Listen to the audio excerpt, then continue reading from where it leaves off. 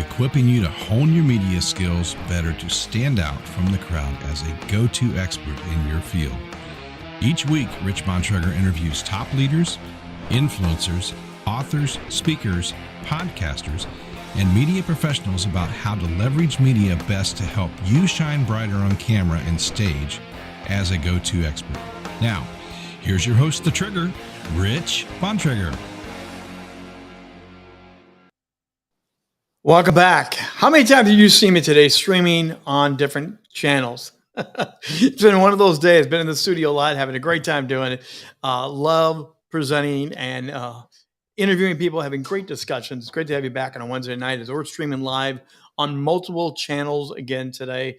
And throughout the show tonight, make sure you use the chat. We would love to have you ask questions, interact, celebrate comments, have a joke or two. So please join us in the conversation tonight as we are going to step out of our normal realm. I'm talking about media skills and being savvy, but that's what we're here about at Rock the Stage every Wednesday night and throughout the week. We will help you shine on camera, shine on stage to better help you elevate you and your brand. You're the brand authority. You are the expert. And tonight we have a serious expert in the house, but she's also a lot of fun. Lyndsay Dowd is recognized by Apple News as a top 10 coach for 2023. She's one of those movers and shakers. She is a speaker and the founder of the Chief Heartbeat Officer of her company called Heartbeat for Hire.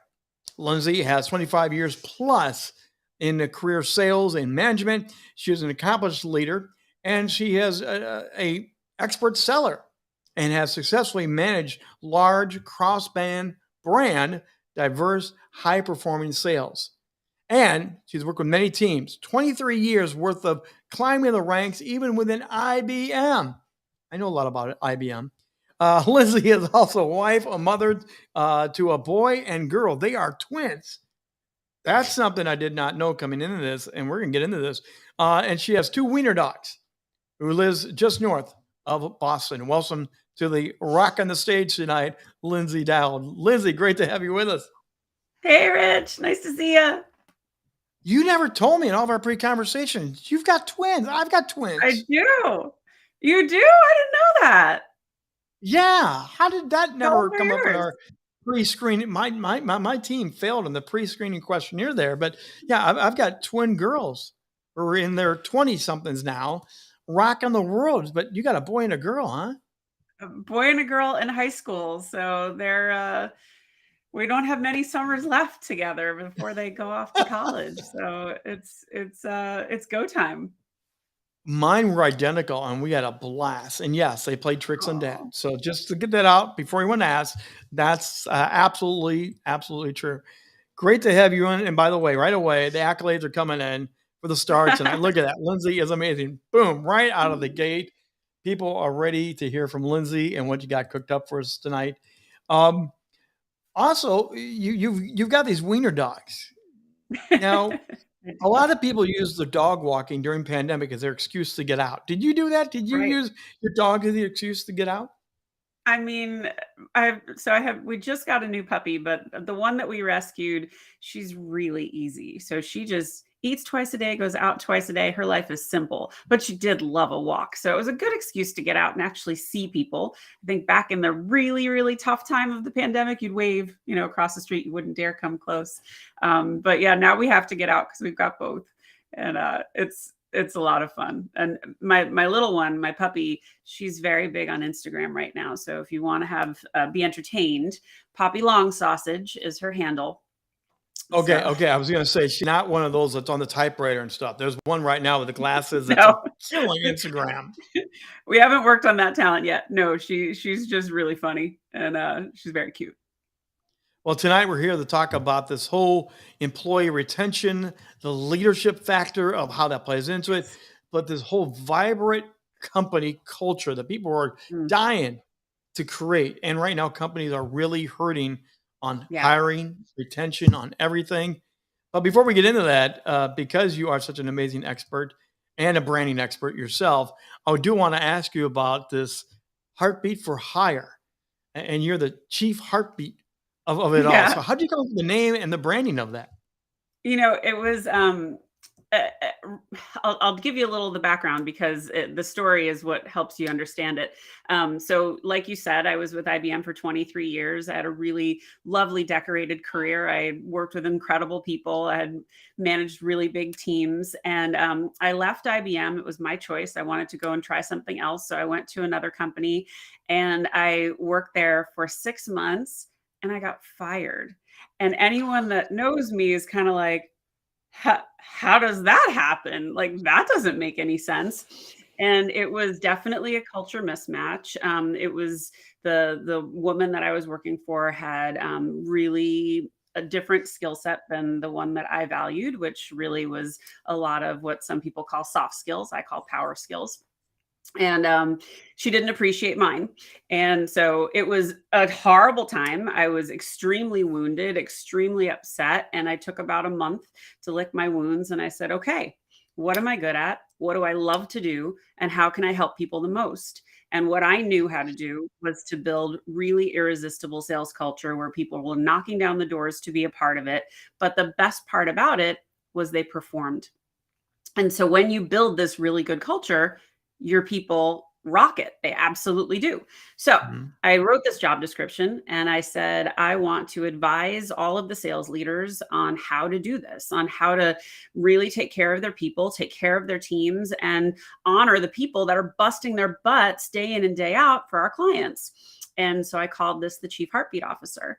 And I was interviewing up a storm and people were like, you could do so many things. What do you want to do?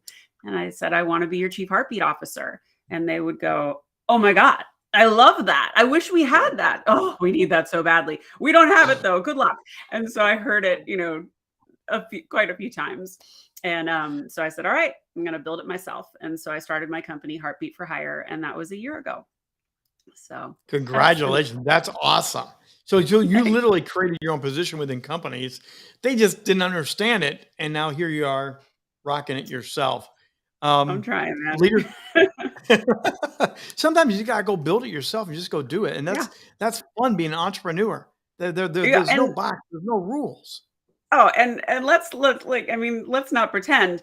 Becoming an entrepreneur after being in corporate for 25 years is hard, and so much of what you are given in a corporate environment, like accounts payable, people booking your travel, having a company card, all of those things, you got to figure it out on your own. So, the first year of business, I built a website, I started a podcast. Like, these are not things that I learned how to do in corporate. I had to figure it out. So some things I really suck at, and other things I've learned I'm pretty good at. And, it's been quite an experience. So going back to IBM, I lived in Rochester, Minnesota for a very long time. The heartbeat of Big Blue. When Big Blue was at its prime, Rochester was part of the biggest hub of IBM. So I'm very familiar with the culture. And it's interesting. You come out of that culture to be a very creative. Yeah. And like you said, that's a big jump because IBM was not going to allow you to escape the clicker. There was no room for creative. I'll comment on that because I came from Lotus, and Lotus was definitely more of the creative, wilder side of IBM. And I have a very long legacy at IBM. My family put in like 105 years. So my father was an IBMer, my father-in-law, my husband, my mother-in-law. It was a lot of time we all spent there. So I grew up in that culture. And while I certainly remember the time that my father was wearing the suits and, the day that they were allowed to wear blue shirts was a big deal. And, here comes Lotus and flip-flops and dreadlocks and beer carts on Friday. And my father's like, what is happening? And I'm like, oh, you're going casual. And he was like, no way. But what that fostered was embracing of different thinking. And IBM was a really diverse place, which I really appreciated. And I was very fortunate to work for some amazing leaders who gave me the space and the latitude to think differently. And I always called my team Mavericks and Hustlers. And it was so nice to be a part of that kind of environment, which isn't how people really thought of IBM. So no. I would want to be on that team. I would be on the Maverick team. Come on. Yeah, no, it was cool. Really cool. By the way, people are commenting here. And again, the whole entrepreneur thing, that first year of being an entrepreneur. Yeah. People get it. So let's get into into that for a second here, because Mm. this whole idea of leadership is where it all hinges on in my mind. And one of the things that I often speak on is the four important risks that every leader should take. My number one is care more than other things wise. What do you think of that? Mhm. Oh, I mean, the thing that I teach with leadership, and it's right in that sweet spot, is you have to build trust with your people, and you do that by asking them how you can be the best manager for them. And when you understand what they need, you can advocate for them. But the big mistake that I see in sales all the time is so often they will take the high performers, the ones that are absolutely crushing it, and they'll say, we need to magnify manager. But very few people ask the question of, why do you want to be a manager? And a lot of those top performers only care about their own wallet. So they're not going to be an amazing leader. They're not going to take care of their people. And they're going to say to themselves, why don't these people do it exactly like I did it? And they'll just get very frustrated. And you just create this toxic environment. It's a recipe for disaster.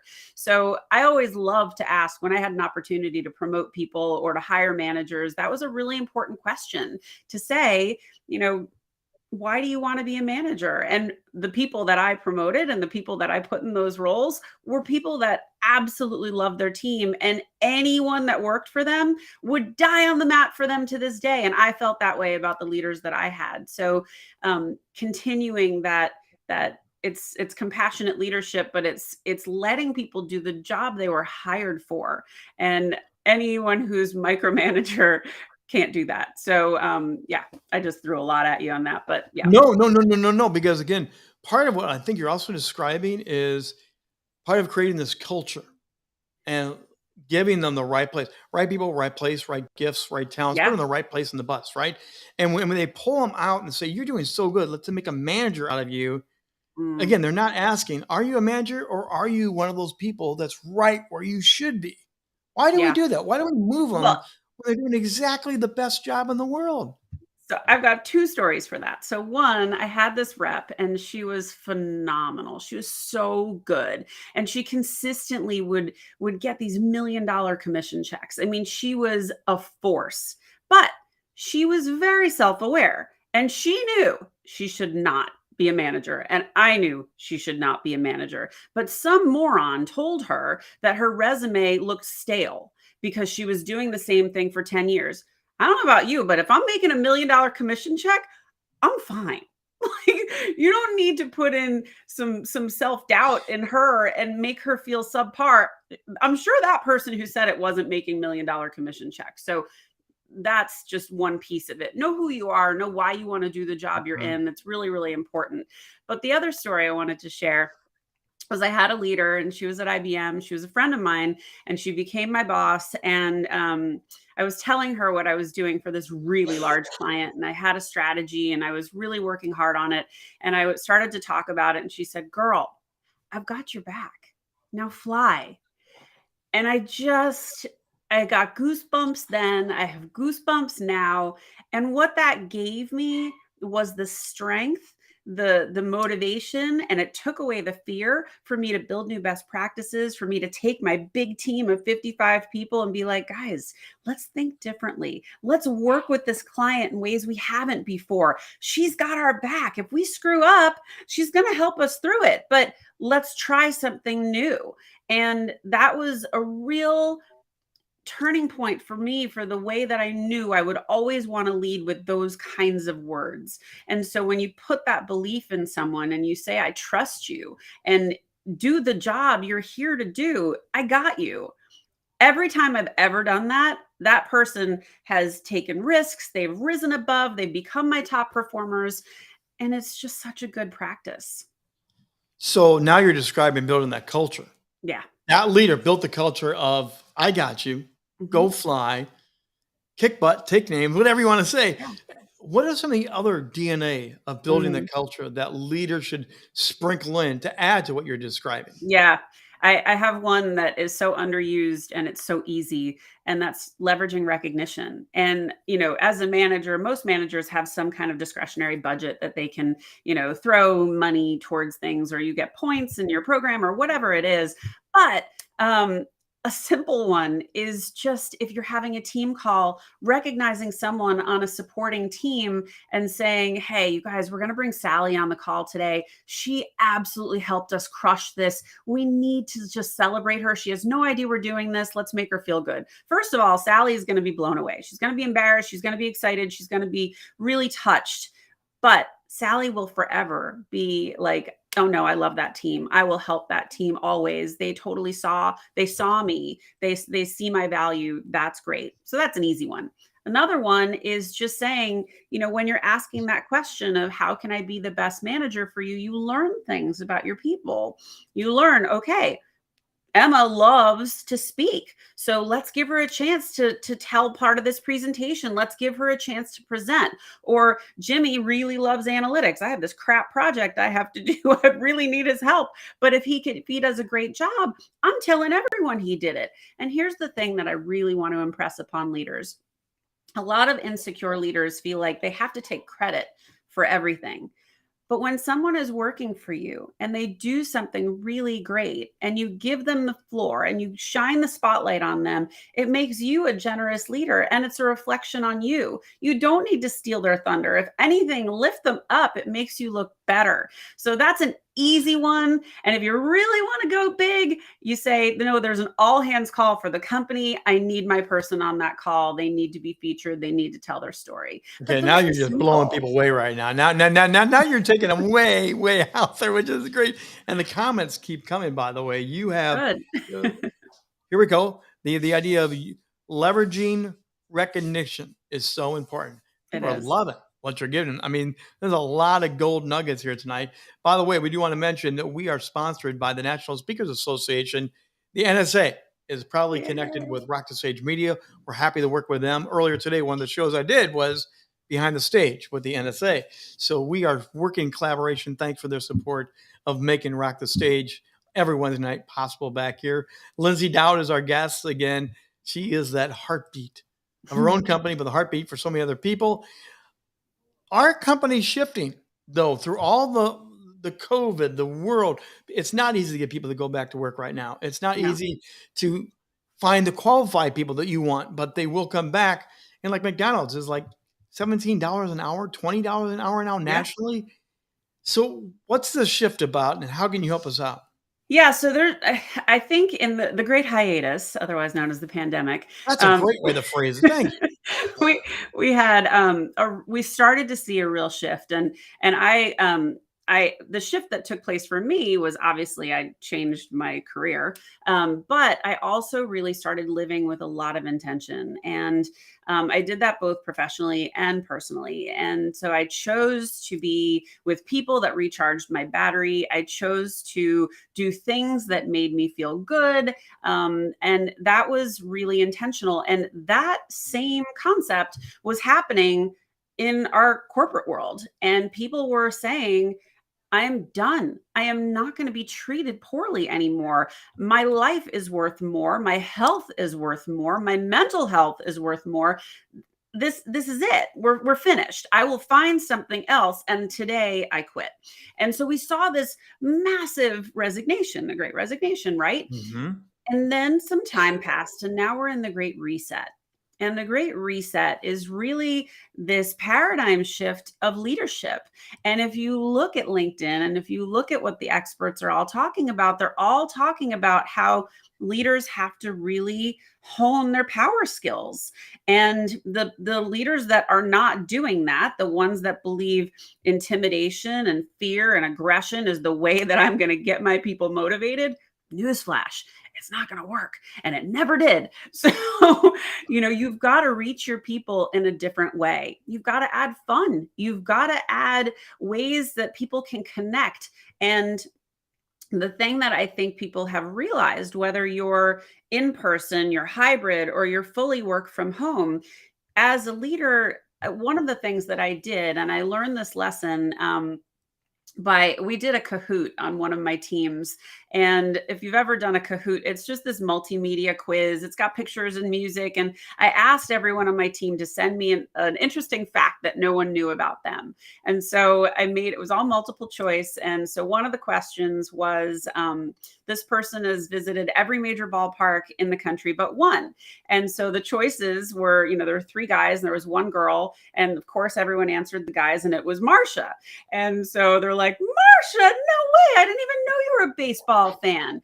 And so every call that Marcia was on after that, everyone had some common ground. Marcia, what's left? What park is left? When are you going? What motivated you to do this? And, can we swear on this?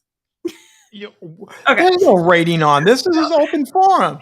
So I always would tell my teams, it's a lot harder to be an asshole to someone after you've met them. So my goal was to create connection for people. And when you do that, all of a sudden, you're fostering competition in a friendly way. Your people they want to support each other. They become invested in each other. They listen to stories about their kids. They want to know how they're doing. And it's so much more of a friendly environment that you enjoy. And if you are a leader and you're not fostering these things, you're missing out. And it's just a job for your team. So there are those people that won't want to engage, but for the most part, everyone's going to come out of their shell a little bit. And I think that's an important piece for leaders to really understand and embrace. Well, and again, I think the shift has happened. I think it's going to continue. We're not going back. And I think you're right. The leaders have to catch up. They have to realize. I love the idea of gamifying some things, having some fun, learning about each other. It's a huge shift. And virtually now, you can do that so well than ever before, and do your global teams. Just oh my God. Just a few minutes ago, we had a friend of mine that I've not heard from in years. I'm going to bring it back up here for 1 second. But, Jennifer's streaming with us right now from Georgia. I'm in DC. Where are you at? I'm in Boston. Boston. We're all over the place, but we can do this engagement, make these connections, and it's a game changer. But as leaders, we have to learn how to play in this new playground, don't we? Yeah, we do. I mean, it's here's the thing that I love to tell leaders, and I talk about this so often. Everything I teach, Rich, it's not hard. This is human behavior. It's modifying language. It's tweaking the good. It's not ripping everything down to the studs. It's not starting over. It's taking the things that have worked for you and it's making it better. And when you're a leader and you ask those questions, so when I asked the question the first time of how can I be the best manager for you? It's a very humbling question. You're admitting you don't know everything. That's hard for leaders. I mean, you're exposing yourself, but all of a sudden the answers you're going to get from everybody are going to be vastly different. And it's because of age. It's because of career goals. It's because of experience. But some people are going to need training. Some people want to role play. Some people just need coaching. And some people are going to be like, get the fuck out of my way. I just got to do my job and you're my escalation point. That's the beauty of getting to know your people. And then when someone taps you on the shoulder and says, hey, what's going on in the field? You're ready to say, I've got 2 flight risks, 2 people that need more training. I need an increased training budget. And let me tell you who's going to crush it because they understand their job. So I think we have a follow-up question coming from the audience here tonight. And thanks for the question coming in. This is coming in from Ashley. And how do you personally encourage the leaders you coach to lean into the value of, there you go, PTO to increase retention? This falls under the category of boundaries. And boundaries is a thing I got really good at, but I don't think a lot of people are. And I think the hardest part for anybody that's working from home is your commute's short. So, you don't have separation of like, I'm going to work, but I fence my time. And for anybody that uses Calendly, it's a great way to do that because you block your day. Like I don't take calls after 3 p.m. on Fridays. And that is my mental reset. I want to enjoy my weekend. That is just a hard stop for me. now. If somebody says, I'm a client and I need to talk to you, oh, I'll talk to them. But I really do try and protect that time. And I think as leaders, it's so important to make sure your people are taking time. They need to recharge, and you don't want your people to burn out. So if you are constantly asking them for stuff, I was recently on a call, we were talking about maternity leave, and, there's a difference between sending a message to the person that's out on maternity or paternity leave and say, I just wanted you to know we were thinking of you. I'm not asking you for anything. I hope you're doing well. We all send our love. Versus, hey, if you have a minute, can you answer a question? That is sacred time. Don't you ever do that to someone, ever. You make sure that they enjoy that time. They deserved it. And we are like the only country in the civilized world that does a really crap job with maternity leave. I think someone used the example the other day of, a puppy can't leave its mother until it's 8 weeks old. We don't even do that for babies. So give them that time. And if you can give them more, do it. And a practice that's really interesting now, Rich, is a lot of companies are giving you unlimited PTO. Which when you get those deals, you're like, woo, unlimited PTO. First of all, nobody takes it all, or nobody takes it. You just, you work your butt off. And it's really a way that HR doesn't have to, or the company doesn't have to pay you if you leave the company. So it's not that great, but it's so important to respect and honor that time. And as a leader, you can't second guess it. You have to just say, no, you need this. You need to recharge. So interesting.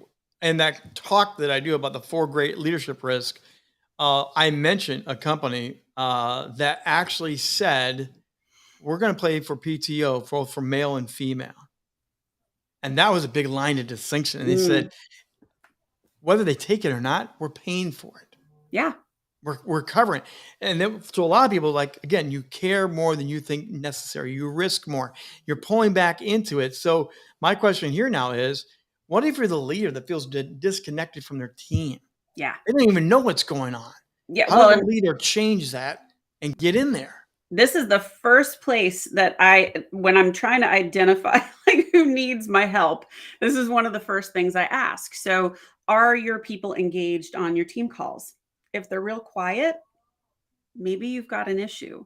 And the first thing you ought to do is ask that question. Now, if you've been a crappy boss, you better be prepared for some solid feedback. And some people aren't going to know how to answer that question, but it's the beginning of building trust.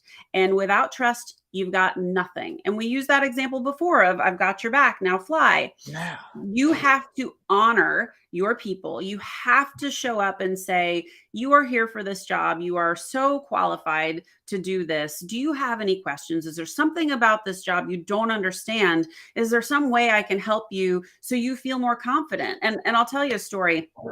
I had, when I was at IBM, I had acquired a bunch of different teams that made up an organization, and we were kind of the land of the misfit toys, and nobody wanted to know what the other team was selling. They didn't care. They were just like, whatever, that sounds hard.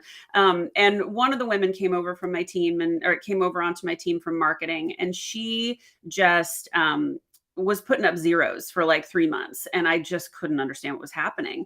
So, her manager and I sat her down and we said, so, PJ, what's going on? Do you understand your job? And she's like, I don't. I came from marketing and I don't know what I'm supposed to be doing. And so we said, okay, so let's start there. Let's explain what your job is so you feel confident and you can thrive. And then we started having conversations around, these are the things you can say to your partners. These are the things you can say to your client. And hey, if you screw up, we're here.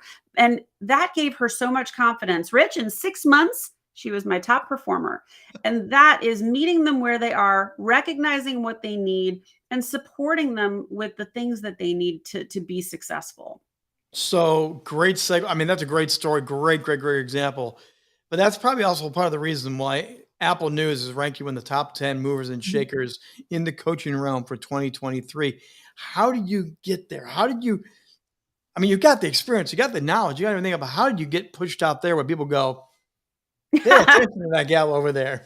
So if anybody doesn't know how the PR machine works, I'll share some secrets. So I have a friend who's an absolute whiz in PR, and she loved what I was doing, and she was just like, Lyndsay, you just need a bigger stage. You need a bigger platform. People need to hear this message. Do you mind if I go and pitch you to some of the publications that I work with? And I'm like, do I mind? No, have a blast. Go have a great time. Let me know how it goes. And so she came back to me a couple weeks later, and I was like, how did it go? You were kind of quiet. I didn't hear anything. She goes, oh no, they all loved you. But with most of these publications, you have to pay to play. So if you were going to have like a full feature done by, Fortune or Success Magazine or, Forbes, you have to pay to be featured. So we were very decisive about what would give me the most exposure. And the cool thing was all of them wanted me. So that was a really nice, flattering thing to have. But Apple News was the way that we went. And it was a real honor. It wasn't just top 10, I was top 2.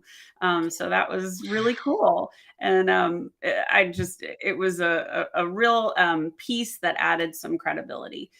So it didn't change who I am or what I do or how I talk or how I show up, but it certainly is nice to have. I just dropped in the chat box for all of you playing along tonight, and thank you for the questions, the comments, keep them rolling along with us. But I did drop in Lyndsay's social connections. If you have not connected with her, you're going to have LinkedIn, Instagram, Facebook, YouTube, TikTok. So you need to connect with this lady because she's got so much great content as we've been sharing tonight. And as we've been celebrating her through the chat, please go connect. She has so much great content there to do. And as we bring this up here and we go a little bit further, personal branding is something that I work on. I coach people on personal branding. Look at her get all excited. Look at that. I haven't got the question yet. I know where you're going. Because branding is so important. But the shift that I'm coaching everybody on, you are now the brand. Not your book, not your TikTok, not your Twitter. You are the brand. And as I media coach people to help step onto this new stage of being the brand, that's the new game changer. And you have to step out and shine in a whole new way. You need to learn media skills. You need to learn the trends. What do you say about this? Be the brand. Is that the direction you go? Yes. And let me just say this, and this is the thing that I learned coming from corporate. You are not just your job. You are so much more than that. And especially all my coaching clients, we always do a bit of a LinkedIn overhaul. LinkedIn is really, for those of you that aren't super active on LinkedIn, it is not an online resume anymore. It is a platform for expertise. And if you have an opinion of any kind, I highly recommend you dig in. But what I learned in my journey was I had to really establish my voice. And so the first 6 months of Heartbeat for Hire was building content. It was creating the podcast. It was really sharing things that were meaningful and important to me. And for anybody that is just getting started or recognizing I need to do a little more than what I'm doing right now, or maybe I just have vice president of business development. Well, you're more than that. And, you're probably a sales leader, and you're probably a passionate speaker. You're probably, there's all kinds of things you are, and you don't define yourself by one thing anymore. And it's totally cool to add some personality and talk about some of the personal stuff too. And I just really want people to understand that there is no such thing as job security. There is only career security, and you have to build that for yourself. There is no longer company loyalty. And if you don't believe me, pay attention to all the layoffs that just happened. People that have been at places for 25 plus years, and they're out and they are scratching their heads going, now what? Those folks are the folks I'm trying to, really hit hardest and say, guys, pay attention. There are so many little things we can do on LinkedIn to elevate your voice, to make you be seen and heard. And I actually teach a course on this. I love doing it for corporate employees because they're not taught this and they don't understand how powerful it is. And it's a LinkedIn basics course. There are people that do super advanced things. This is, I'm going to clean you up, get you presentable, and put you out on the playground, which is really where people need to feel comfortable enough that they can do that. The biggest hesitation I see is I haven't I haven't touched it in a while. I don't really think if I post, anybody's going to like appreciate that. And it, you want to be presentable, you want to look good. So let me help you. Please reach out. I would love to help. This is On a regular basis, we have LinkedIn experts right here. Yeah, Right here, right because here. like you said, it's changing, it's morphing, and there's so much to learn, and it's a powerful, powerful platform. We leverage it at Rock the Sage. Yeah. Today, I've leveraged it video-wise 3 times. I have 3 different shows on that platform today. Every day at 2:00, I'm on at 2 p.m. So, Yeah. yes, you need to leverage it. Look at the comments flying in here. Look at this. You've got your company is never, again, they're reinforcing, they're backing you up, they're applauding it. Here we've got, elevate your voice. Yes, I just talked about that today on one of my posts. Yeah. That's It's so exactly. important. Grab this information you're hearing tonight, make your own posts on it. Give credit to where you heard it, but Yeah. add your own voice and your own twist to what you're hearing tonight and begin reaching out and building your brand, build your voice, because you are that authority in whatever industry you're in, you have the ability to do it. Mhm. And that's And what you know, Lyndsay and I both work on. the simplest way to start is if you follow a hashtag that you really like, maybe it's supply chain, maybe it's blockchain, maybe it's chat GPT, whatever it is, start to look at the voices that are the loudest on the hashtag and comment on what they're saying. The more you comment, the more followers you're going to get, the more feedback you're going to get. It's a very easy way to dip your toe in the water. So it's really not as hard as people think. You don't have to be a content creator to be using LinkedIn. It's great if you are, but you don't have to be. You can share articles that you read in Harvard Business Review or Fast Company or whatever you like and say why you like it, but it helps you hone your voice. And when it's that time to look for a job, you have opinions. And oh, hey, by the way, if you're in sales and you want to talk to a client, the first thing they do is look you up on LinkedIn. So if you have nothing to say, you're just not very interesting. If you don't have a profile picture, if you don't have a banner, again, those are some of the things we can get into. Yeah. And on this one right here, I just want, again, it's a LinkedIn user chiming in here. Don't just comment. Don't just do the thumbs up. Don't just do That's the right. little emoji. 5 words or more will set you apart Mhm. from any other emoji. Yeah, and have On fun LinkedIn, with it. it's 5 words or more, you get bumped up. That's true. That's Use true. that little trick right there. So, Oh, and whoever just said when someone comments, you respond back. yeah, Absolutely. If yes. someone takes the time to comment, you respond. Even if it's thank you for sharing. That's enough. Just comment, Keep respond. the conversation going like we're doing right now, which is really great. You guys are living examples of it here with us tonight. You have to engage. That's right. You need to Yes. engage. You need to be Brian knows that. being a bystander is not going to cut it. Be engaging. By the way, we do what I mentioned. This has been such an amazing episode here tonight. Lyndsay, you have, again, here's someone's coming in, stealing the words right out of my mouth. You are a superstar. You have given so much content, so much power. You do need to reach out to her. Make sure tonight you grab, cut, and paste, reach out on that. But Lyndsay, you also do have a special for everyone Yeah. here tonight, right? And this is very easy. You're going to offer everybody a free consultation, a free conversation. They can scan the QR code. And where's that going to take them? I believe it's going to take you right to my calendar where you can book time with me.